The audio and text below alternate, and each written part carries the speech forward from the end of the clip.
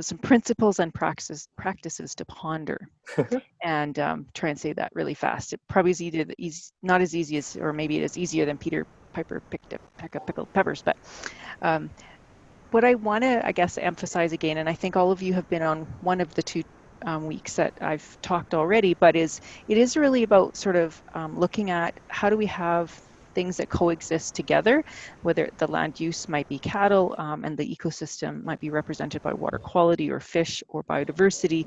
How do we have those things interwoven in a way that works for both and stewards the land? And I think all of the kinds of things I'm going to suggest are hopefully things for you to consider to help you do that. And you've obviously decided to take the course because you're interested in learning more. So hopefully these will give you some ideas. As a reminder, of course, I'm going to focus on the riparian area. I am a bit riparian centric, but the riparian area is surrounded by the aquatic on the water side and the rest of the terrestrial upland drier zone, where the water table isn't really being tapped into by the plants is not going to be riparian. The soils and the plants are responding to that extra water. That's your riparian area, whether it's around a lake or a stream or wetland. And as we talked about last week, there's lots of things that can flow from a healthy riparian area, sort of goods and services and products. And some may be more important to you than others, or some may not be relevant at all. But regardless, some underpinning things about the riparian area are going to be the same, and that's really the management principles. How they work in general, how riparian areas work is the same everywhere. There's obviously some specific differences, but there's some commonalities, and that means the management principles are also common. So what I want you to take from this is the principles, and then think about how's that relevant in my situation, and the practices that might be specific to me, which will be different than everybody. And also keeping in mind that riparian areas are part of a larger landscape, a larger watershed. If you look at this picture in the middle with the chunk of a leaf, the veins of a leaf, the little veins join the bigger veins, which join the main midribs. Is like the system of streams joining bigger rivers, and obviously lakes and wetlands fall into that. So that watershed, that collection of water, means that things are also interconnected. And I want you to think about, you're thinking about maybe riparian area right now, or maybe you're thinking about it when it's the problem. Trudy talked about the beavers. I'm thinking about when the flooding is happening, but think about it all year round. How do I need to consider it, or what do I need to consider about it, even when it's frozen, not just in the summer or the growing season, because that might influence your management.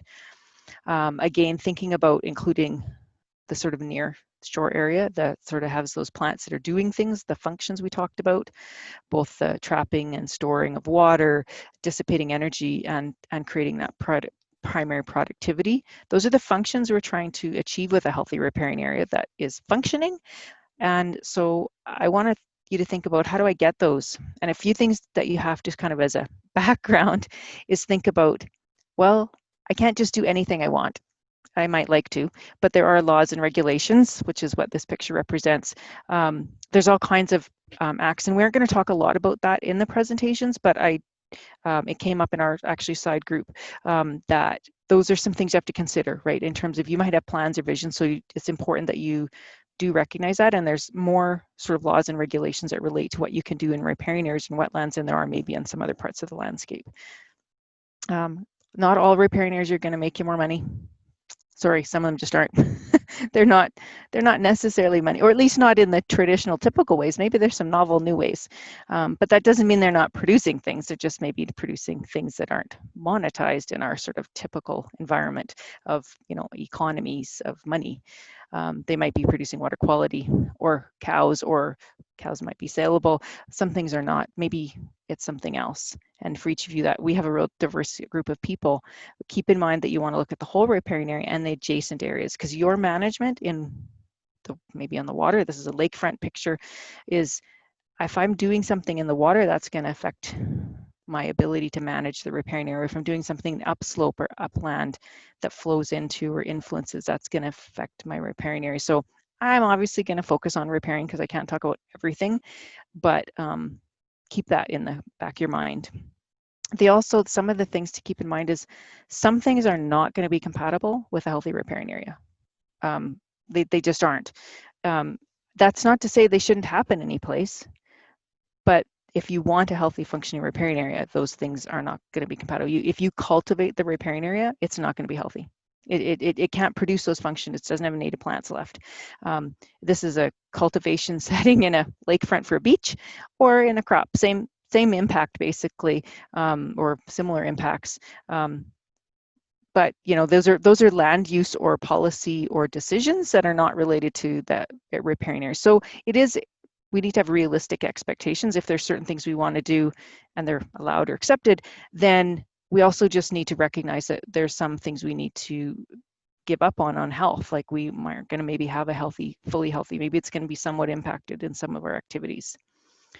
Also recognizing that changes, some of you have some pretty great ideas about making change from things that are already in trouble or have had some issues. This is a shot that I've been driving by for over 20 years, and the top picture is actually from the 80s, 2015, at least, years before I started with cows and fish. So 35 years ago, that's what it looked like, and it hasn't really changed much since the 1985.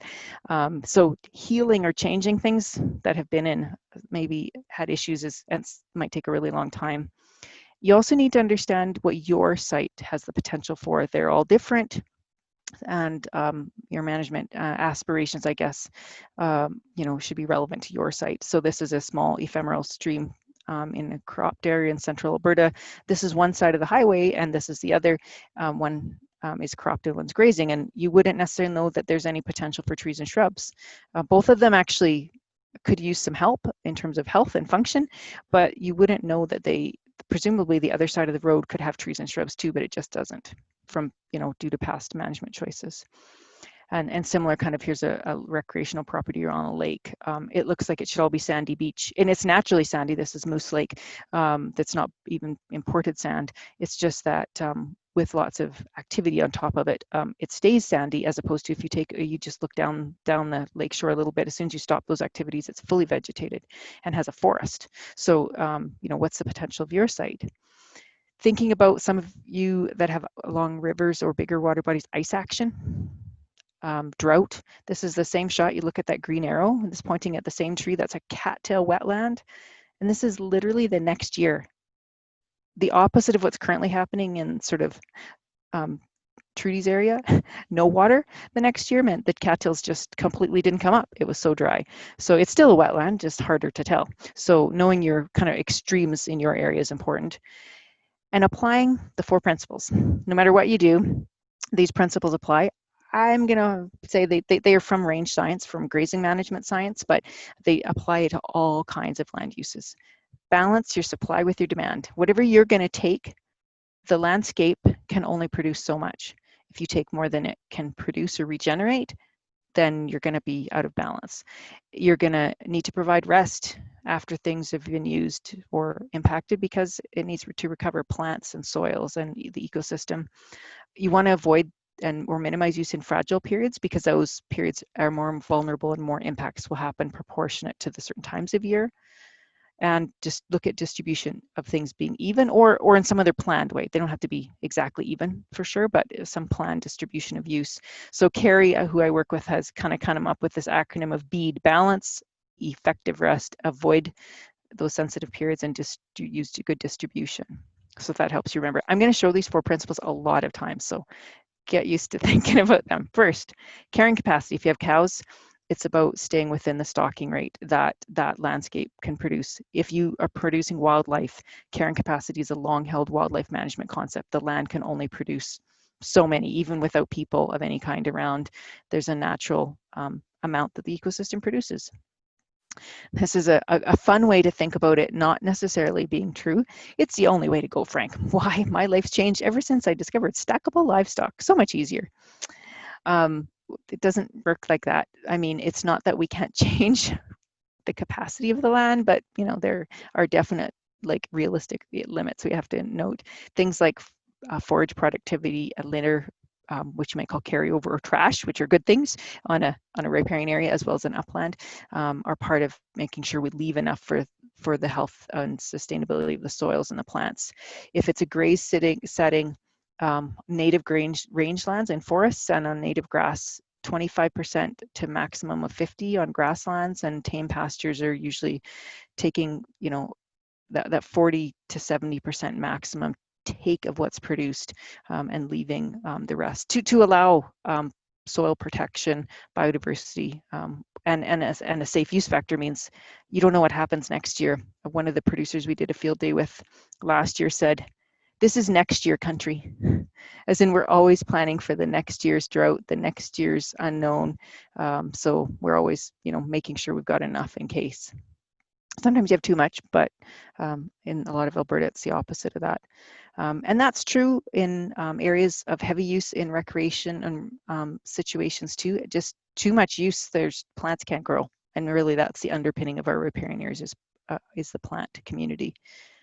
You know, we can love places to death, you know, but we want things left over. And we don't think about riparian areas producing stuff maybe in the frost seasons or for winter and early spring. This is a shot in the early spring where the shrubs haven't leafed out yet, and look at all the sediment they trapped. So leaving stuff for those times and functions is important.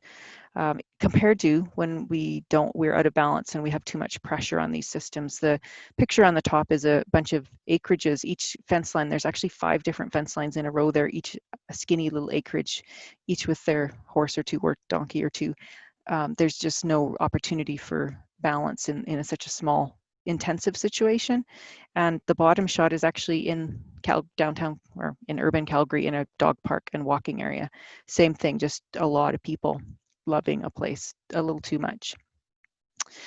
So that's balance. What about rest? Rest means giving plants the opportunity to regrow their roots. The old Stockman saying is, if you keep down the shoot, you kill the root. If the plants get a chance to regrow, that means they're tapping into more nutrients, more soil, they're more stable during flood, during drought. And that's what this picture is an example of, a sort of a classic research project that was done with a fescue plant, which is not a riparian plant, but same concept. The more times you cut down the top, the smaller and the more roots are lost, actually. So this is that City of Calgary shot I just showed you, and they decided that they wanted to restore this area and remove some of that. So they added rest. They realized that was the main thing it needed. It was also really compacted, and so they did a big planting project. This was, as you can see, in 2008. In 2009, they had done a whole bunch of live staking. So those are willows and other species that have been put into the ground. And even not that much longer, you can see that lots of them are starting to sprout and starting to grow. And this area was fenced off to give it rest because it was a popular walking pathway. From a livestock perspective, it's about, you know, taking the interest and not eating away your capital. Capital is your natural capital, your resource. You don't want to deplete the natural resource, obviously, and its future opportunity, because if you do, then the interest is less later. So then you think about, well, what are the sensitive or vulnerable times in your situation? For plants, that's really early season growth. If you look at this graph, and can you guys see my mouse moving? So in the early spring or through the winter, the plant is dormant, or most plants are dormant growing outside, and they're in an energy deficit. So they're actually drawing down their carbohydrate reserves. They're using them up to survive the winter and early spring.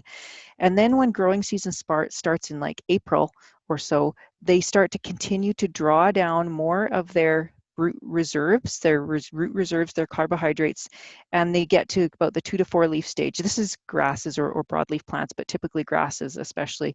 And as they get more leaf matter, they collect sunlight and photosynthesize, and then they start to replenish their reserves. And then their reserves go up and up and up, and then they're kind of not in a deficit anymore during the growing season. And that is their most sensitive time in the spring. The other time they're really sensitive is in the fall, when it's trees and shrubs that are actually sensitive. They've lost their leaves. Maybe the grass is mature and livestock aren't looking to eat it. The trees and the shrubs are really palatable to livestock and to wildlife, and tend to be sought out. The physical time that's sensitive, I mentioned earlier in the hour, is that when the soils are soft and wet, there's a lot more risk for compaction. So that physical time is the issue. So you want to look at plant needs and soil needs.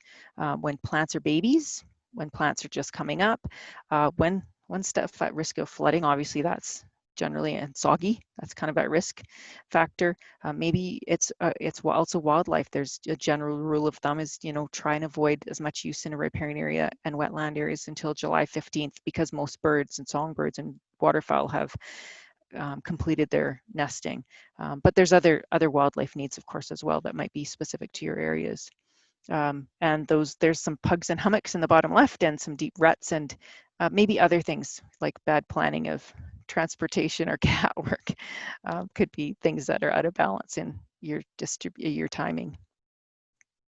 And then lastly, you want to look at distribution. If you have livestock, cattle in particular, will spend most of their time within 300 meters of water. That's where the best and moistest grass is. That's where the water is. That's often where shelter is.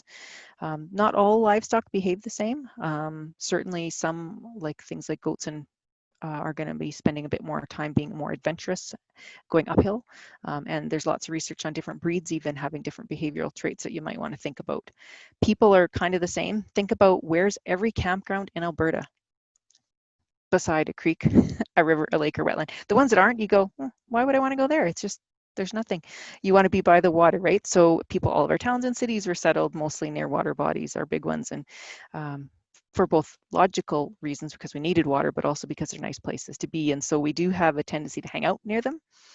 Some recreational work we've been doing in the foothills has been a part of a project to steer clear. So using signage with a bunch of partners to encourage people not to drive their off-highway vehicles through wetlands and streams. And so that might be something you want to think about in your places. Where are the trails and the roads? Providing alternate distribution, things like this little bridge is really for livestock to get over the creek. Try and direct them to places you want them to be. Or if you're in a forested setting, using drove trails, which are cleared areas through forest, to get them to other places. Salt or mineral next to water is aside from water, is the next most important thing for livestock, and putting it further away is really important. Not putting it with the water, it's a distribution tool that you can use to redistribute livestock. So really important to maximize its opportunities. And of course, those of you that with livestock, offsite watering systems are unique for every situation, but there are many kinds of opportunities to look at. And so we can talk more about that in the later breakout.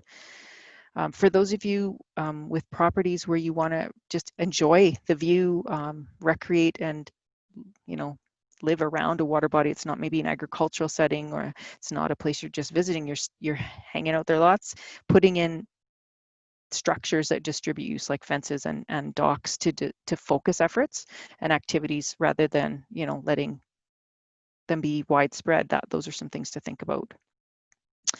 And really also sort of looking at intensity of use, looking at a combination of exclusion versus modification of use. For those of you with livestock, the Green Zone, Caring for the Green Zone document, which is on the website, talks about the tools and techniques to outsmart a cow. And we have to say, well, aren't we like smart enough to outsmart a cow? I don't know, sometimes we're not always smart enough to outsmart a person. Sometimes people are hard, it's hard to change behavior. It's hard to predict what the impact of one change will be to another sometimes. But if it's your own place, hopefully you can adjust as needed. And again, just encourage you to look at the details in that document and think about, however, whatever management you're going to do, what kind of plant communities do you have? Every one of you is in a different part of geography, different kinds of plant communities. Where are you starting? Like some of you are starting, based on what you've mentioned, with probably healthy riparian areas, versus some of you are starting where the health or the condition is not so good. Maybe it's quite unhealthy. And what kind of intensity or frequency of use are you like planning, or what has been happening versus what may be changing? So looking at different strategies to achieve those different sort of outcomes that you might have. Diversity is important, and I think we have to recognize that every need is going to be a bit different. And I'm going to just run through a few other kinds of land uses. Cropping, I said earlier, cropping in a riparian area, like as in tillage, is not going to make the riparian area healthy. And I guess what I would suggest, the preferred option for riparian health and water quality protection in particular is is not cropping in the riparian area, but rather leaving that meander belt or that wetland margin intact, and ideally having a buffer of space between the natural riparian area, because particularly for tillage and spray drift or herbicide or application of any materials, just to again keep a wider buffer zone if possible, is ideal. But even looking at grassed waterways, some of you might have really ephemeral systems that are prone to erosion, and thinking about like how much do you leave in those places. Maybe putting permanent cover of hay or something like that in those places is an option, or how deep, how short you cut on the stubble you leave on fields on hay or other crops. It might be that you have recreation on your property or are trying to encourage more recreation. Some of you are trying to encourage the community or even friends and family to use. Think about trail design and location to avoid sensitive areas, direct crossings to preferred locations, preferably designated built crossings. And there's some growing demand in Alberta to have a not fording creeks, of course, and certainly some of that is illegal. It is in the Water Act already and Fisheries Act that you're not supposed to be destroying habitat. So, looking to those kinds of opportunities early in your planning, if those are things that are part of your use of riparian areas, is important. For those of you that maybe live or have development right close to the water, thinking about things like lawn mowing. Maybe you don't want the geese to do it, but you want to keep the geese, and you want to view. How do you design structure and height of your plants to get the function, but also see the water? For instance, there's some interesting design techniques that the low impact development community is working on in urban areas as well. Or are you going to plant and restore things? Think about what actually will survive in your area based on local harvesting. And certainly Luke is going to talk more about this, I think, later. But looking at riparian preparation, if you're doing planting project design projects. But we do a lot of restoration with natural material only in highly compacted soils. It's very tough for stuff to survive if it's compacted. And also think about how is your site, if it's impacted, going to survive when it's frozen or near frozen conditions. Can you put things in that will help it get through those tough times until it starts to heal a bit? Is there going to be a lot of runoff? Like these examples are, heavy. These are bikes and off-highway vehicles and stuff, basically causing bare ground. And this was a fencing exclusion situation. But the important note here is that everything needs maintenance, and the picture I don't have in here, which I couldn't find a good one, is that fence on the that goes off to the right has sort of fallen down and isn't getting maintained in this site anymore. And the bit of recovery that had happened is kind of started to dwindle away, and because people were crossing through the creek again. So even though the bridge abut you can see it's a road big enough for a logging truck, it was still getting lots of creek crossings, and so lots of bare ground and erosion. And also think about native species wherever you can that are deep rooted and support the other kinds of stuff that Luke talked about for habitat and biodiversity and pollinator habitat opportunities, and try and get rid of your invasive plants, which I'll talk about. Sometimes we don't have big spaces, we have little spaces left, and maybe it's an accumulation of little spaces that you have on your place, or maybe it's one large area, and thinking about how do they add value to each other, even if they're not connected, is important. And one of the things that I wanted to also mention was the things that you can't control sometimes are just as important in your management plan. This is a colleague in the past who worked for Public Lands, who's a range agrologist. He was working with a stock association in the Cypress Hills, and they couldn't figure out why they couldn't get the willows and the shrubs to come back better. They had the appropriate stocking rate. They thought they had good distribution. They had the right balance and the right amount of rest. And the shrubs were just constantly heavily browsed in the riparian area. And the stock association members said, well, it's not the cows. It's got to be the moose. And so they did an experiment basically, and they fenced off some areas with willows. They fenced some off when the cows were there to compare, and then they took the cages away, and vice versa. They fenced them off when the cows weren't there, and they basically showed that there was such a high moose population that no matter what they did with the cows, there was just heavy browse on the trees and shrubs, which was really putting the tree and shrub community at risk. But they had to factor that into their management, because that's just part of the whole system, that you don't, maybe you have an elk herd or lots of deer or whatever that might be. That can be a challenge to manage around, for sure. So that's the moose protected site, and that's the cattle protected. You can see the moose protected, which means the cattle had access to it, was actually the taller shrub than the one that was in the other cage, which the moose had access to only. Or maybe you have beavers accessing too many of your trees and shrubs and you wish they were accessing more. So there's tree wrapping techniques. There's letting beavers take what they need, because that's beavers being beavers, but sometimes they're taking trees that, if there's not many left, it's a concern, or they're taking ones that are kind of important, like near the yard and on top of fences, or they're plugging culverts and plugging roads, which they like to do because that's kind of what they do. So there's lots of techniques. I won't get into the details unless we have time in the breakout session, but we've been part of a collaborative now for over 6 years, and working on it generally for over 20 years, about finding coexistence techniques. There's right ways to exclude beavers with fencing, which the right pictures show and the left is not a good example, or even infrastructure changes like putting different kinds of culverts in roads. So there's lots of good ways. There's also pond levelers, which Trudy mentioned, and this is an example of one we did a couple years ago. And there's lots more about this if you want to look at the Putting Beavers to Work website. You can see more about that. The other thing that is common almost in everybody's riparian area is weeds. Invasive plants of one kind or another are pretty common, and you should, I'd say get on top of them like anybody wants to, of course, as soon as you can, as quickly as you can. Counties and agricultural fieldmen are really excellent resources. The Alberta Invasive Plant Council's got excellent sort of management techniques and suggestions. But yeah, invasive plants can outcompete, and you think, well, if they're that good, then maybe they should be there. But the problem is they often become monocultures of plants that aren't good for biodiversity. They don't have deep binding roots. They don't filter and trap material because they're not there at the right time of year. They're not woody. They often release, some of them are poisonous. Some of them are releasing toxins, so other plants can't grow. There's lots of reasons to get on top of your invasive plants if you do have them. But you also have to do it carefully, of course, with considering you're close to water. So it's important to know what the sort of regulations are as well in terms of chemicals, if that's something you're looking at.